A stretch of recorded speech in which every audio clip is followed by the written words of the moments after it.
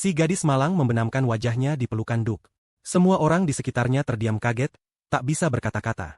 Saat itu, pria yang awalnya percaya diri dan berusaha menjilat Duk melalui nona mudanya merasa canggung. Ia pun memberanikan diri bertanya kepada si gadis malang. Bukankah nona muda yang menyukai Duk? Bukannya sebelumnya nona muda bilang menyukai Duk? Dengan wajah polosnya, si gadis malang membenarkan bahwa ia memang menyayangi papanya. Ia kembali memberi isyarat menggunakan ujung jari telunjuk dan jempolnya, menunjukkan bahwa ia menyayangi papanya sebanyak ini. Ketika nona mudanya kembali mengatakan itu, pria tadi mulai memikirkan tempat pemakamannya. Ia juga berdoa kepada Sang Pencipta, yakin bahwa ia akan segera menemuinya di akhirat. Bahkan, ia mulai membacakan puisi dan kata-kata wasiat untuk orang yang disayanginya, menyatakan cintanya dan meminta wanita itu menjaga diri. Di pikirannya, banyak kata perpisahan dan wasiat bermunculan. Ia yakin, karena kejadian ini, nyawanya pasti akan melayang akibat kemarahan Duk. Saat itulah, si gadis malang yang mereka anggap nona muda mereka, mulai membentangkan kedua tangannya dengan sangat bahagia dan senang. Ia mengatakan bahwa ia menyayangi papanya, sebanyak alam semesta jika digabungkan, bahkan sebesar dunia sekalipun. Seketika, semua pengikut yang mencoba menjilat Duk melalui sang putri mulai merasa lengah dan menganggap nona muda mereka adalah sang suci. Si gadis malang merasa puas setelah berhasil mengatakan semuanya. Sementara itu, Duk menatapnya dengan tajam. Si gadis malang merasa bingung ditatap seperti itu dan penuh tanda tanya apakah ia sudah terlalu berlebihan. Namun, yang ia dengar adalah perkataan Duk yang mengatakan bahwa ia tidak mendengarnya. Mendengar itu, wajah si gadis malang menjadi kaget bahwa ia harus mengulang perkataannya lagi. Setelah menarik napas sebentar sambil menatap papanya, ia mengatakan bahwa ia menyayangi papanya, bahkan jika itu, mengambil sebesar ini di seluruh alam semesta. Seketika, mata tajam Duk menatap semua orang yang ada di ruangan itu. Saat itulah, perkataan Duk seakan menjadi lonceng bagi semua orang, dan pria tadi dengan sangat semangat mengatakan bahwa ia mendengarnya. Lonceng-lonceng di dalam diri mereka semakin keras terdengar, membuat mereka terus bersemangat mengatakan bahwa sang putri sangat menyayangi sang Duk. Mereka mulai kembali memuja dan memuji sang putri serta Duk. Hal itu membuat si gadis malang terdiam tak bisa mengatakan apapun melihat tingkah laku semua orang. Namun, saat itu, sang Duk mempertanyakan pada putrinya mengapa ia hanya mengambil sebesar itu. Sambil mengangkat telunjuknya, si gadis malang menjelaskan bahwa ia akan lebih menyayangi Duk ke depannya jika ia bisa selalu bersama papanya. Seketika, seluruh tubuh Duk bergetar hebat. Di pikirannya terus muncul perkataan putrinya. Jika terus-menerus bersama dirinya, putrinya pasti akan semakin menyayanginya. Dengan tawa bahagia dan ceria, gadis itu menambahkan, karena itulah, ia hanya mengambil sebanyak itu untuk saat ini.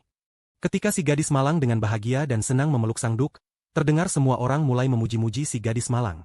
Namun, sang Duk hanya diam dan memalingkan wajahnya, membuat si gadis malang bertanya-tanya ada apa lagi. Saat itu, si gadis malang mulai murung kembali. Ia berpikir bahwa sang Duk tidak menyukainya. Ia merasa kecewa dengan kerja kerasnya ini.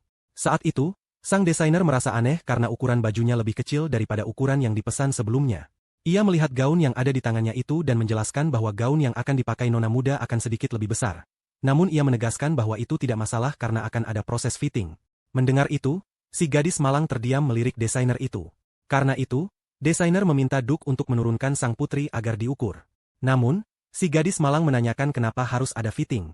Dan saat itu, sang Duk langsung mengatakan bahwa ia akan membeli semua gaun yang ada.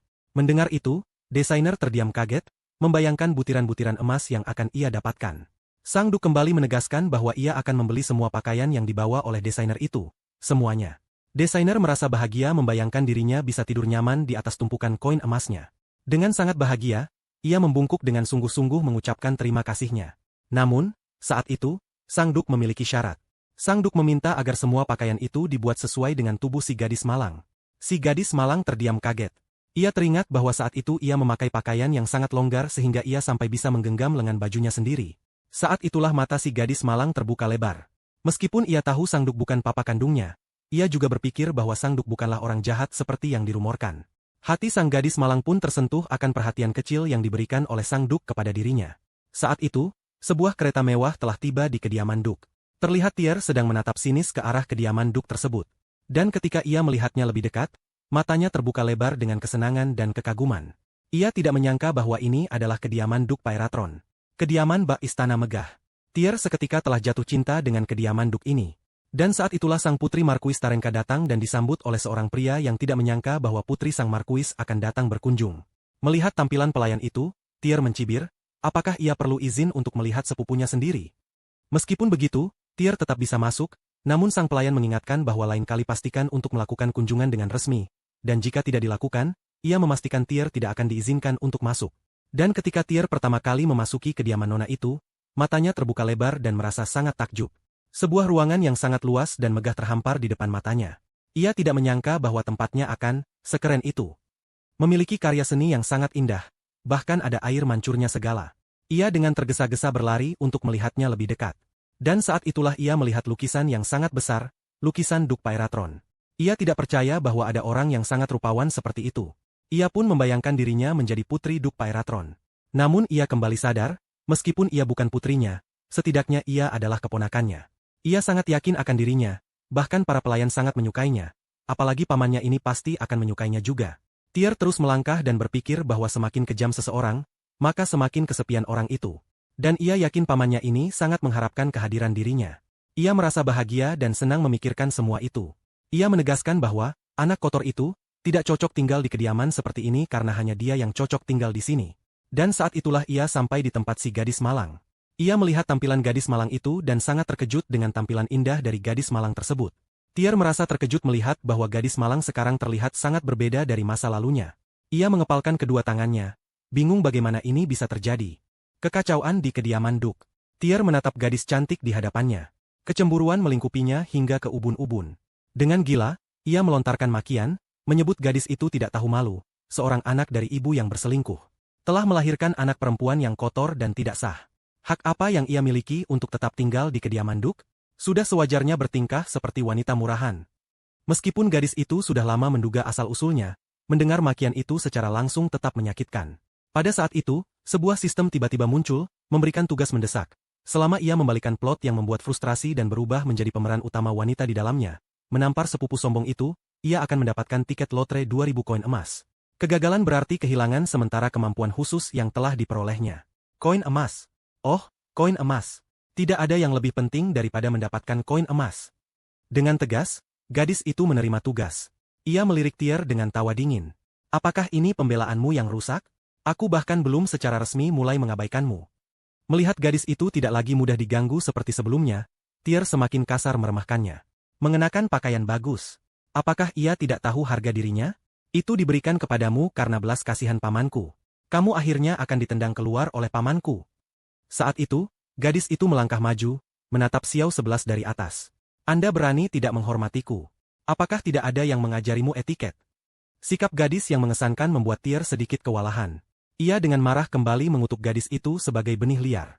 Kali ini, gadis itu tidak lagi diam. Ia bertanya apakah Tier berani mempertaruhkan nama keluarga dan bertanggung jawab atas ucapannya. Pepatah ini akan mengubah orang menjadi saksi. Melihat gadis itu hendak menjelaskan semuanya kepada pelayan Duke, Tier tiba-tiba berlutut, menangis tersedu-sedu, lalu melemparkan dirinya ke pelukan pelayan. Ia memutarbalikan fakta, berubah menjadi teratai putih polos, menuduh gadis itu menindasnya tanpa alasan. Pelayan Tier segera melancarkan serangan verbal terhadap gadis itu. Gadis itu terkejut dengan situasi yang tiba-tiba ini. Meskipun ia menghibur diri bahwa ia tidak takut, bayang-bayang pelecehan di masa lalu masih menghantuinya.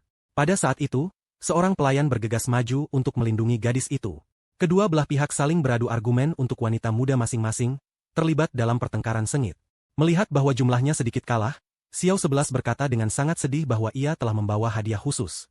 Mengapa kamu memperlakukanku seperti ini? Sambil berbicara, ia mengeluarkan gaun lamanya dan memasukkannya ke tangan gadis itu. Apakah kamu tidak benar-benar menginginkan gaun ini? Aku tahu kamu bahkan mencuri pandang sebelumnya. Siapa yang menyuruhku menjadi murah hati? Aku tidak akan menahan rasa tidak hormatmu. Lagi pula, aku adalah kakak perempuanmu, kan? Melihat senyum jahat dan menyeramkan Tier, gadis itu merasa jijik. Tiba-tiba, suara dingin terdengar. Kamu berani mengenakan pakaian putriku dan masih bertindak sangat arogan.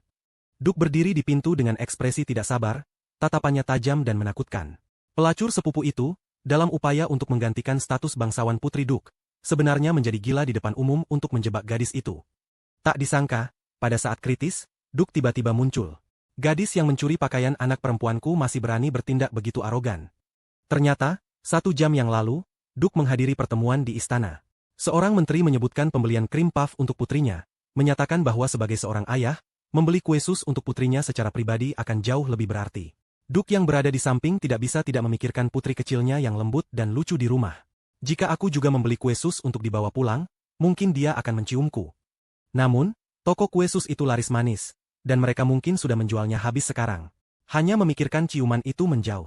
Ekspresi Duk langsung menjadi gelap. Mata merah darahnya tertuju langsung kepada menteri tersebut, bertanya di mana toko makanan penutup itu berada. Ekspresi menteri berubah. Mereka tiba-tiba menyadari bahwa mereka sebenarnya sedang mengobrol di depan Duk.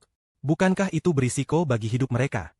Pernyataan Duk sebelumnya pasti merupakan peringatan tentang kelalaian mereka. Saat mereka gemetar ketakutan, pelayan membisikkan sesuatu di telinga Duk. Duk segera meninggalkan pertemuan dan beranjak pergi. Pelayan memperhatikan sosok Duk yang cemas. Ini adalah kedua kalinya. Terakhir kali ia pergi tiba-tiba karena ia mendengar wanita muda itu sedang membersihkan jendela di rumah. Kali ini karena Putri Marquis Tanka datang tanpa diundang.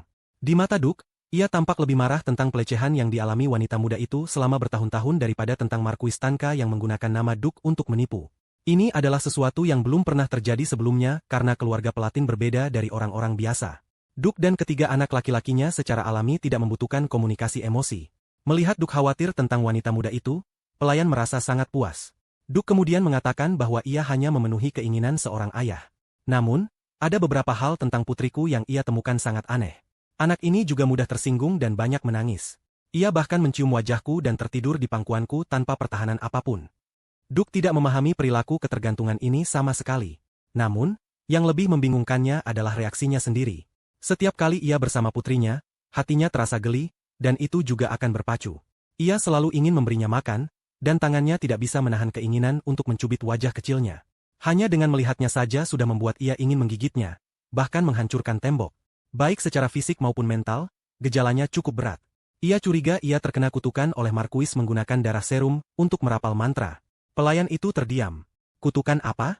Ini jelas merupakan gejala khas perbudakan anak perempuan. Sebelum pergi, Duk meminta pelayan untuk menemukan nama toko yang menjual krim puff serta toko mainan dan toko pakaian yang disukai gadis kecil itu. Ia ingin membelinya secara pribadi untuk dibawa pulang untuk putri kesayangannya. Adapun Marquis Tanka dan putrinya, tunggu saja untuk diadili. Begitu ia mendengar bahwa putrinya sedang diganggu, Duk yang penuh kasih itu bergegas pulang. Gadis itu terkejut dengan kedatangannya yang tiba-tiba. Sepupu Tier bergegas maju dengan penuh semangat, mencoba melemparkan dirinya ke pelukan Duk, tetapi Duk sepenuhnya mengabaikannya dan langsung memeluk putri berharganya. Adegan ini sangat menjijikkan di mata Tier. Bagaimana mungkin pamanku tidak memelukku, tapi memeluk anak haram itu? Ia pasti mengatakan sesuatu yang buruk tentangku. Tier dengan murah hati menyatakan bahwa ia akan memaafkan kekasaran Duk. Lagi pula, kamu tertipu oleh kebohongan gadis ini dan salah paham terhadapku. Untuk memenangkan hatimu, ia sengaja menjebakku karena mencuri gaun. Aku minta maaf atas namanya dan mohon maafkan sepupuku. Tier berbicara dengan percaya diri. Pemutarbalikan kebenaran membuat gadis itu merasa tidak berdaya. Hal itu juga membuat ekspresi Duk semakin gelap. Lalu gaun apa yang kulihat sebelumnya? Pada hari aku pergi menjemput anak perempuanku. Kenapa kamu memakai gaun yang aku siapkan untuk putriku? Gadis malang itu terkejut. Jadi hari itu ia menatapku dengan tatapan seperti itu. Bukan karena ia tidak puas denganku, tapi karena ia penasaran mengapa aku memakai pakaian compang-camping seperti itu. Gadis itu mendongak dan bertemu mata ayahnya. Pada saat itu, ia merasakan perlindungan yang paling meyakinkan. Ternyata ia benar-benar peduli padaku. Sebaliknya, pertanyaan Tier tidak lebih tenang. Ia berpendapat bahwa itu adalah gaun yang telah disiapkan ayahnya untuknya. Setiap tahun pada hari ulang tahunnya, ayahnya akan memberikan satu. Itu tidak mungkin gaun idiot ini. Segera setelah kata-kata ini diucapkan, kabut hitam tebal langsung menyebar. Tatapan Duk menjadi menyeramkan. Tier sangat takut sehingga ia terjatuh ke tanah, sambil melihat para pria itu berjalan ke arahnya selangkah demi selangkah. Apakah kamu belum mendengar rumor tentangku? Tier tentu saja mendengarnya. Pria di depannya adalah pembunuh yang kejam. Bahkan jika ia menangis, itu bukan air mata yang jatuh, tapi darah orang lain. Tapi Tier sudah menjadi gila karena cemburu. Ia bermimpi untuk menggantikan gadis yang akan memenangkan hati Duk. Ini seharusnya semuanya milikku. Semua dicuri oleh anak haram yang kotor ini. Kata-katanya yang hiruk-pikuk benar-benar membuat Duk marah. Lehernya terjepit erat dibatasi oleh kabut hitam. Ancaman kematian memenuhi dirinya dengan rasa takut yang sangat besar. Ia memohon belas kasihan Duk berulang kali, berpikir bahwa meninggalkannya hidup akan berguna nantinya. Tier yang ketakutan merangkak dan berguling keluar rumah bangsawan. Gadis itu duduk dalam pelukan ayahnya, sambil minum susu dengan tenang. Ia masih belum mengerti apa yang baru saja terjadi, hanya merasa bahwa ia tiba-tiba terbungkus kabut hitam dan kemudian mulai merasa mengantuk. Ketika ia bangun, semuanya sudah berakhir. Ekspresi Duk sangat serius. Karena kelalaian penjaga, ada serangga yang menyusup ke rumah bangsawan, mengakibatkan bahaya pada putrinya. Oleh karena itu, ia ingin menahan para penjaga yang bertanggung jawab dan langsung meminta mereka membayar dengan nyawa mereka semua. Gadis itu menatap papahnya terkejut. Mustahil. Apakah mereka benar-benar akan mati hanya untuk hal kecil ini? Melihat para penjaga menarik pedang dan bersiap untuk menggorok tenggorokan mereka, gadis itu berteriak untuk menghentikan mereka. Tidak. Salam sehat teman-teman channel Manhwa MFA. Dukungan dan support dari kalian adalah suatu kehormatan bagi saya untuk tetap semangat membuat channel ini makin maju. Subscribe, like, dan komentar kalian sangat saya nantikan. Semoga Anda dan keluarga Anda selalu diberikan kesehatan lahir dan batin. Terima kasih.